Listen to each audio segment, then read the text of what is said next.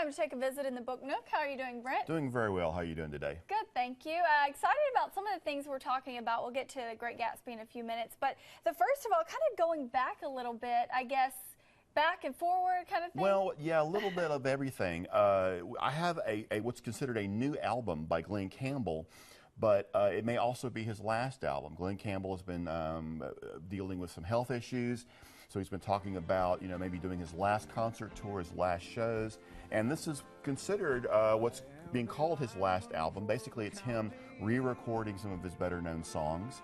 But then his previous album was also kind of called his last album. So I don't know. I mean, maybe knock on wood, maybe he can do another. I mean, I don't know. I don't want to put anything against him. I mean, he's a great artist, great singer-songwriter. If he wants to put out a couple more last albums, it's okay with me, as long as he's feeling healthy enough to do so. There you go. Good music there, and somebody else that a lot of people are going to be recognizing. Well, yeah, it's Johnny Cash. You figure, how many more Johnny Cash albums can you come out with? Well, when you find some previously unheard recordings, ta-da, new album, and this is called Life Unheard, and it's some of the rare recordings of some well-known and not so well-known songs by Johnny Cash. So, of course, I'm a Johnny Cash fan myself. I'm looking very forward to adding this to the collection. Pretty cool. Now let's talk a little bit about yellow cocktail music. Yes, yellow cocktail music is sort of like 1930s jazz cocktail music that's created by the Bryan Ferry Orchestra, and they created this specifically for the new movie version of The Great Gatsby,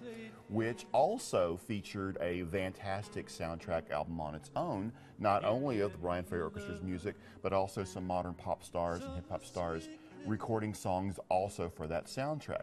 Now, the Bryan Ferry Orchestra has also had a previous album called The Golden Age of Jazz, where they performed kind of the same sort of music. So this whole new renaissance for what is a older style of music, but it's a very, very cool, laid-back, low-key kind of music you can dine, drink, or dance to.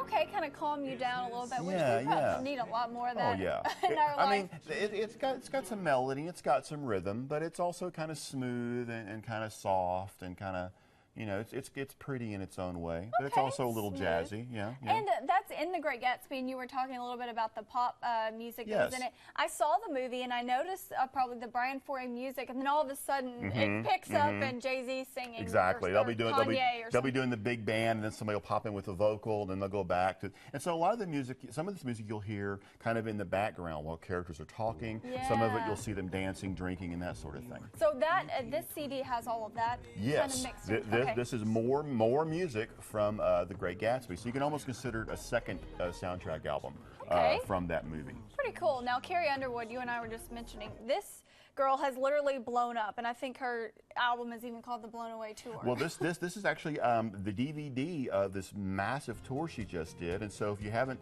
had a chance to catch her live, you can pick up the DVD and have an entire show showing right there in your living room, or that's pretty neat. Whatever part of the home you'd like to have, and they pretty much capture the entire stage show on this, which is really impressive. A lot of camera, different A lot of camera. Okay. It's broken down into what they call separate acts of different segments of the concert.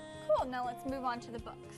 Yes, this one here, Ms. McComber, she has this great series called Cedar Cove, where basically it's this fictional town where various different characters live their lives. So on one hand, it could be kind of a romantic book. It could also be, a true life, slice of life kind of thing people are dealing with. But basically, it's just basically revisiting characters in this fictional town. It's a very, very, very popular series. Okay, sounds pretty neat there. Yeah.